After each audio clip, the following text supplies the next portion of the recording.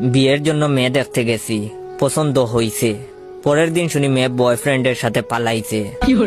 দ্বিতীয় মেয়ে দেখতে গেছি, গ্রামে ঢুকতে পারি নাই। মেয়ের বয়ফ্রেন্ড দল বল নিয়া কইল গাড়ি ঘুরাবি নাকি বাংমু। তৃতীয় মেয়ে দেখলাম, বিয়ে প্রায় কনফার্ম, কেনাকাটাও শেষ।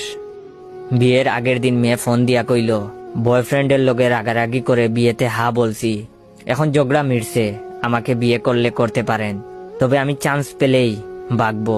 চতুর্থ মেয়ের সাথে প্রায় বিয়ে হয়েই গেছে, প্রথম কবুল বলে ফেলেছি। দ্বিতীয়টা বলার আগেই মেয়ের বয়ফ্রেন্ডের অতর্কিত হামলা, লাঠির বাড়ির চুটে গাল অমনেই হা হইয়া আছে, 3 হাত পা ভাঙছে, হাসপাতালে নেওয়ার কেউই ছিল না। পঞ্চম মেয়েকে দেখতে আমাকে হাসপাতালে রেখেই বাপ মা মেয়ে দেখতে গেছে। মেয়ের বয়ফ্রেন্ড হাসপাতালে আইসা আমার বাকি পাটাও ভাঙছে। আপনারা আরো অ্যারেঞ্জ ম্যারেজের আশায় বইসা থাকেন, প্রেম কইরেন না। তবে আমি মনে মনে সিদ্ধান্ত নিয়ে ফেলেছি, এই জীবনে আমি আর বিয়ে করবো না। তবে আপনারা কমেন্ট করে বলবেন আমি কি ষষ্ঠ মেয়ে দেখতে যাব নাকি এভাবে সিঙ্গেল থাইকা মরবো।